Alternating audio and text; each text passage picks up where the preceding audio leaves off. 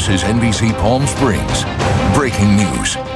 Good evening and thank you for joining us tonight. I'm Sarah Sanchez. Juna Lamont has the night off. Here's a look at where the Apple fire stands at this hour. More than 27,319 acres burned.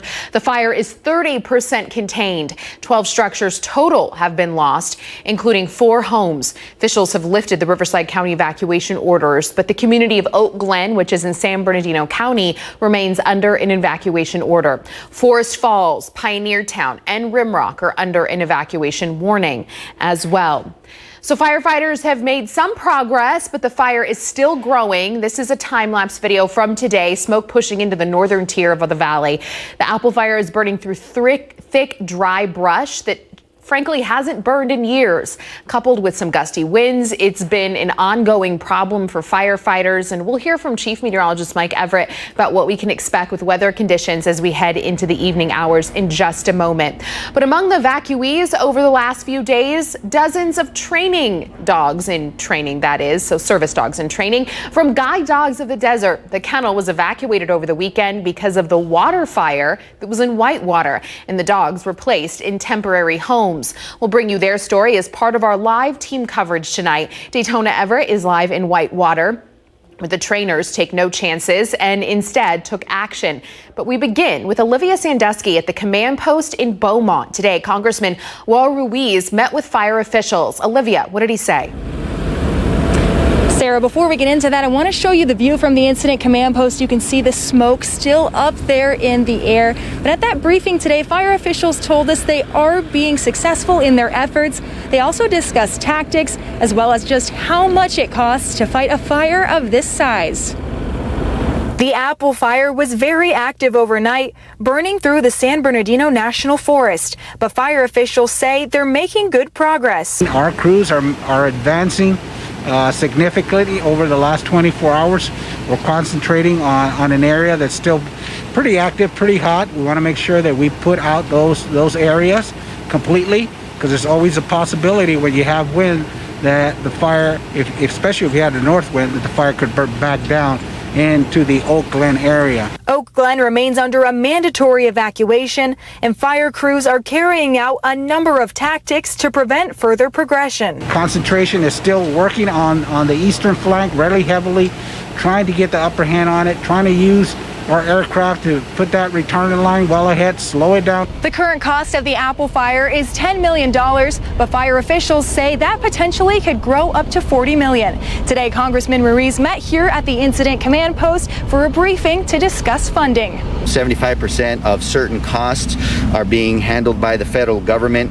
If the counties declare a state of emergency, then the state will declare a state of emergency if they don't have the resources or the capacity to reimburse or to deal with this fire. Officials also say this fire comes with added expenditures, as extra sanitizing stations and tents are used to keep crews safe. That's why I'm here, is to understand the nuances of a challenge during the pandemic, the potential threats to my constituents through the county, and already 2 or 3 steps ahead, determine where those funding sources will be.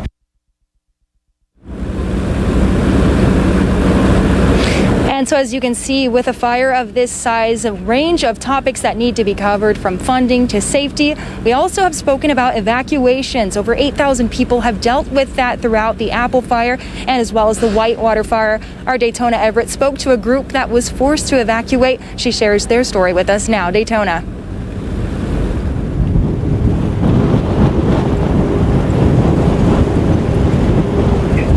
Olivia, it's been one thing after the next for Guide Dogs of the Desert, which is right behind me. First, it was the Apple fire, like you were just talking about. They were keeping a close eye on that. And then it was the water fire. They saw flames coming from over the hill. That's when they knew they needed to grab the dogs and go. First, it was the Apple fire. And so we had our eyes on that. Then you could see the fire on the ridge, cresting the ridge right behind the school. The water fire. It's pretty terrifying. Everything is dry. The winds pick up here. The winds constantly blow here. So all week, Angela Coleman has been a watchdog for the Guide Dogs of the Desert campus. The smoke got really bad. We couldn't breathe, so we got the dogs out to be proactive. So we had 20 dogs on campus that we needed to place into homes. And our volunteer puppy raisers assembled at the kennel, as well as our board members and our staff. And we were able to get those dogs out just in a matter of hours. My staff and I, we each took a couple of dogs. So I took Marianne here. Attaboy. He's just been hanging out with me and my family. Families from all over have taken in the pups for a staycation. We had a couple puppy raisers come and be like, we're actually good, we're fine. And they're like, all right, cool. And they left. But next week, when the smoke clears, we don't like them to have too much downtime. We want them to be here so they can be working on their efforts to become a guide dog. It's back to work. Nice job.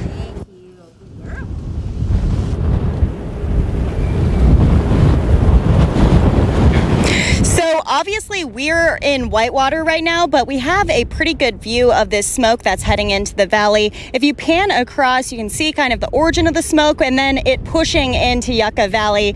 We're so close to all these fires right now and the wind is moving so quickly. That's why she was saying she wasn't sure how fast those flames were going to move into the area. Luckily, no damage here at Guide Dogs of the Desert or any of the structures in the water fire. 100% contained. So good news there. Reporting live from Whitewater. And it's windy. I'm Daytona Everett. All right.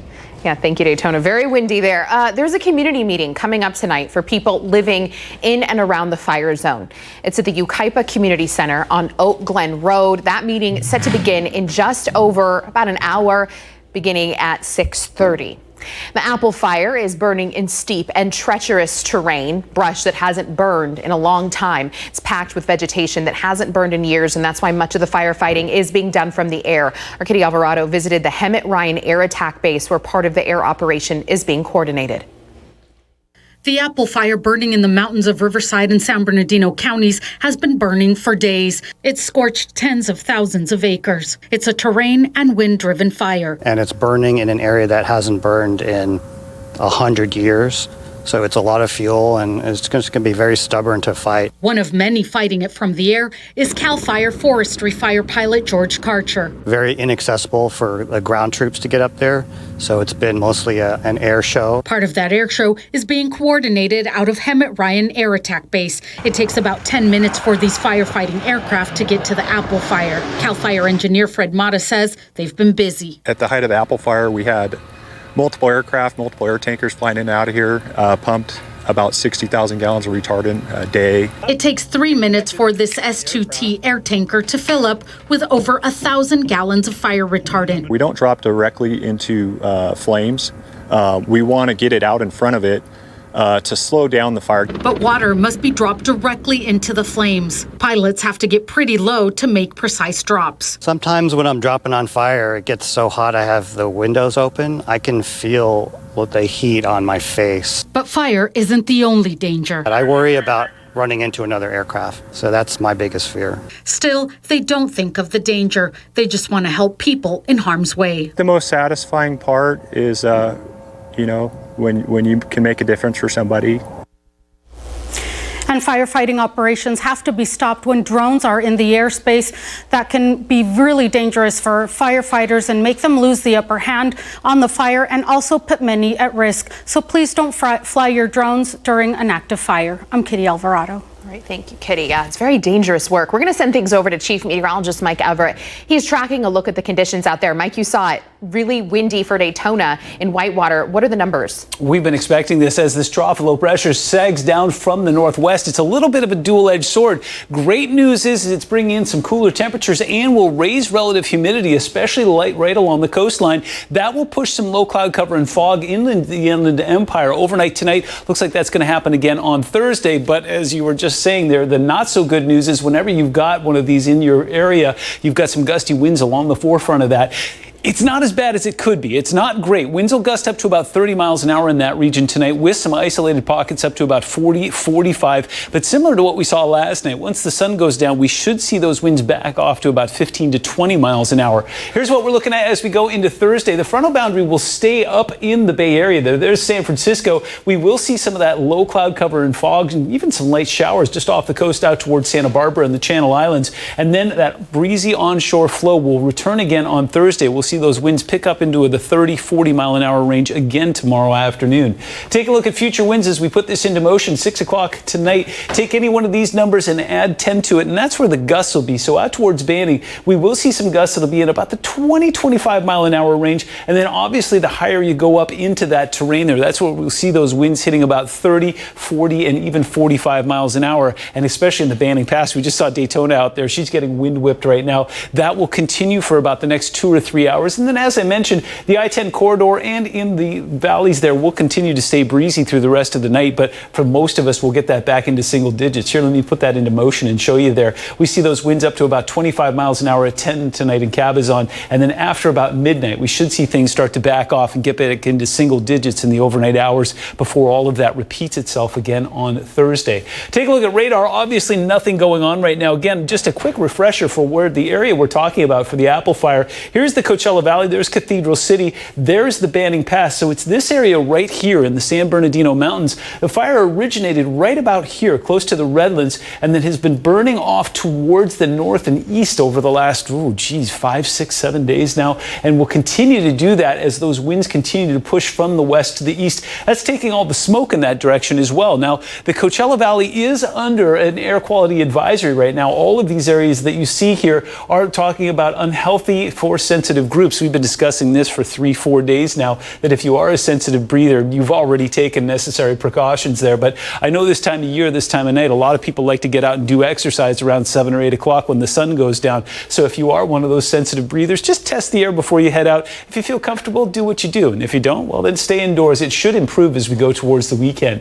Neighborhood weather right now is showing us currently at 107 degrees at Palm Springs International. None of that 110 plus stuff we've been tracking for the last little bit. Winds coming in there about 12 to 15 miles an hour. Will gust up to about 20 or 25 tonight before that all settles down. And humidity is not great at 11%, but it's not terrible either. It's one of those things that we're looking forward to as we go over the next couple of days as that frontal boundary moves closer to us. We're going to see that wind as a constant, but humidity will go up, temperatures will go down. Wait till you see tomorrow morning. If you've been waiting for a break from the summer heat, it's coming, but it's a limited time offer. I've got all the details in your full forecast minutes away. All right, thank you, Mike. Today was the first day of school for students in the Palm Springs Unified School District. Congratulations. Classes, though, are virtual, students learning from home. These are pictures provided by the district. School officials tell us things went well. Everything is planned, although we did receive a call from one parent who said she and her children had trouble accessing the classes online. But it's one district down, 2 more districts to go. Dr. Carry On Foundation presents its 2020 annual scholarship awards totaling over $120,000. The foundation has supported our Valley's youth with annual scholarships in support of higher education and vocational training for 30 years. We support students who are interested in an education, and over the years, more than 200 students have gone to colleges of the desert with scholarships from our foundation. He has gracefully have given us so much to not only finance our education, but he has given us endless support. To me, it's extremely important because it's able to help finance my education, because nowadays the financial burdens are higher these days, and without their support, I don't think I could do it. Scholarships are awarded to students who have at least a 3.0 GPA, are involved in bettering their community, are of Mexican ancestry, and who are in need of financial assistance. And a fire of a different sort earlier today. This one, a Burtec trash truck caught on fire in Indio. This was on Indio Boulevard near Civic Center Drive. We're told the fire was sparked by a natural gas fuel leak. As we head to break, we're taking a live look from our Walter Clark Highway 111 cam. We heard Mike talking about the winds out there. Yeah, we can see it here. Palm fronds swaying here on the valley floor. We're tracking the Apple Fire throughout the evening, and we'll give you another live report visiting the command post in Beaumont. That's coming up at 5:25. You're watching NBC Palm Springs. When we welcome our viewers in the West, the race to restore power in hard-hit areas of the storm-damaged East Coast. Also, the growing fear among public health officials for their own safety as they're personally targeted over the response to the pandemic. When we see you back here tonight.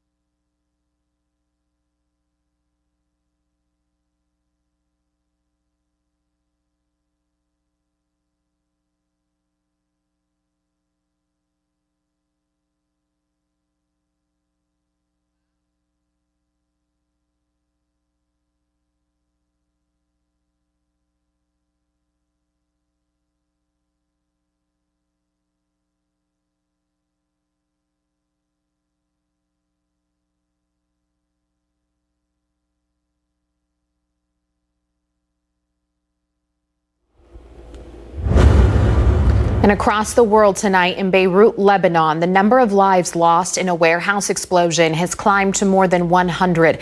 The explosion was so powerful it crumbled buildings. The shockwave traveled faster than the speed of sound and left a crater more than 400 feet wide, larger than a football field in length. At least one American was killed in the explosion, we're learning. Right now, investigators do not suspect terrorism. The explosion was sparked by 2,750 tons of ammonium nitrate, which is commonly used in fertilizer. And across the nation tonight, former Vice President Joe Biden says he will not travel to Milwaukee to accept the Democratic presidential nomination out of concern for coronavirus. President Trump says he'll probably accept the Republican nomination from the White House. He's being criticized for ignoring tradition and precedent by holding a campaign event at the White House.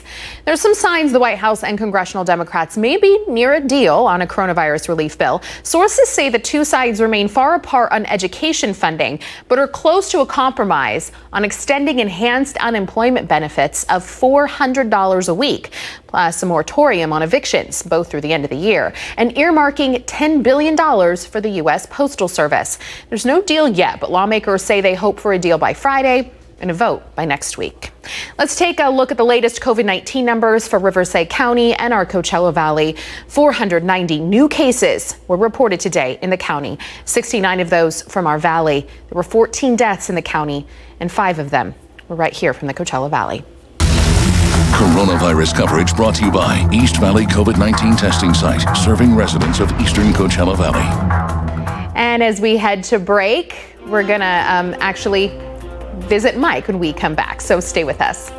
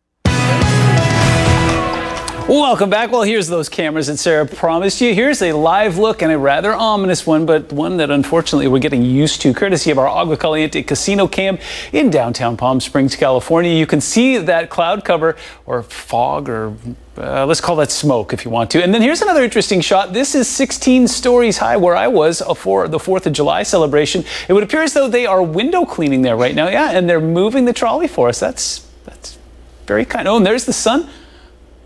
This is some good stuff. I could do this for the rest of the afternoon. Taking a look at Futurecast, I've got some phenomenal news for you as far as summer heat goes. We could use a bit of a break from it. We hit 120 twice in July. We need to back that off slightly, and we're about to do that. There is a trough of low pressure that is sagging down towards Southern California as we speak that will actually match up with an upper level trough that's already in place. They're really hard to see because there's not much in the way of moisture associated with it, but what it is doing is taking that ridge of high pressure and shoving it off towards the east there, and that's going to cool us down. In fact, you may have noticed that today. It was warm out there, but it wasn't impressively so.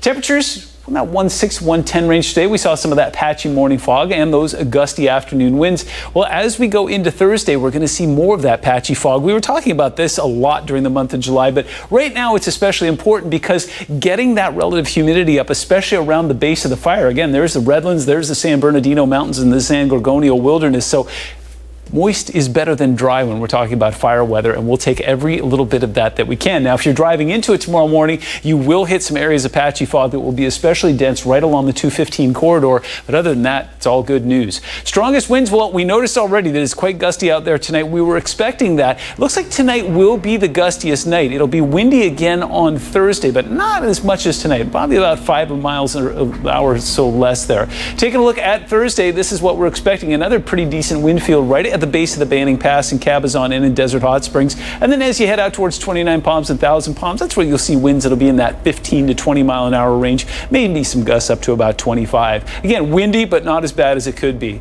Speaking of which, 108 today, 107 is the 30-year average, 121 is the record. We didn't have to go back very far to find that. Last year it was where we were. 75 in the overnights, 3 degrees below average, and glorious in the early morning hours. If you are a golfer or doing any morning activities, you are blessed, and tomorrow's going to be great. 108 currently in Palm Springs, 73 in LA. It's cool at the coast, 70 in San Diego right now, 109 in Phoenix and in Yuma. Temperatures locally, 109 is the number we got in Coachella, 101 in 29 Palms, glorious 72, but smoky in Big Bear, and 81 in Idlewild. It's going to be a delightful evening. We get ourselves into the mid-80s by 11 p.m. We break into the 70s at 2 a.m. And you know what that means? It's going to be a cool start tomorrow, and temperatures will be delightfully below average. 103 in Palm Springs, 104 in Indio, 94 in Joshua Tree, and 73 in Big Bear. Your Comfort Air 7-day forecast shows us staying below average both Thursday and Friday, and then just a slow warm up headed our way this weekend. 111 on Sunday, and then we'll moderate next week.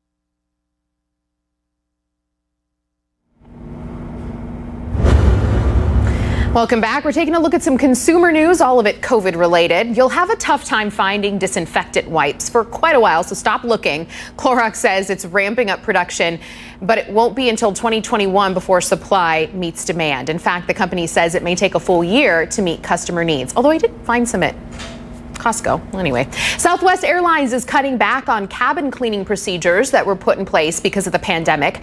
Workers will no longer sanitize seatbelts, but will focus on things like tray tables and lavatories. It's all for time efficiency purposes while the planes are on the ground. Major cruise lines are suspending trips abroad through October. That includes Carnival, Disney, Norwegian, and Royal Caribbean. The CDC issued a no-sail order effective through September, and the cruise lines have extended that by a month on their own.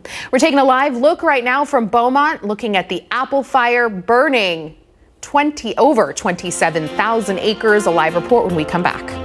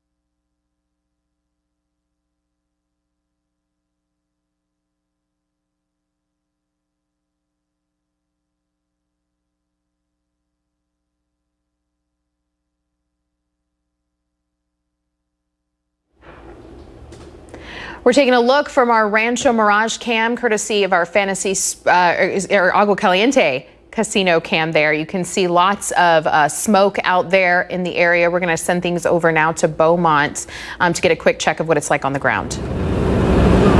Sarah, we went up with officials here at the Incident Command Post today in Beaumont who spoke with Congressman Ruiz. Today they gave just an overall briefing of the direction the fire is heading, as well as the tactics that are being used to put those flames out. One key area they discussed: funding. They said right now this fire is costing about $10 million. It's projected to total about $40 million by the end of it. So Congressman Ruiz says it's up to the counties if they would like to declare a state of emergency. Reporting live in Beaumont, I'm Olivia Sandusky. All right, thank you, Olivia. And coming up at 6, we'll have another live report from the ground and get an up-close look at how operations are going there in Cherry Valley. Of course, as always, you can scan our QR code to my left, use your smartphone, hover it over there. It's going to send you to all of our social media sites and NBCPalmSprings.com. We'll see you back here after NBC Nightly News.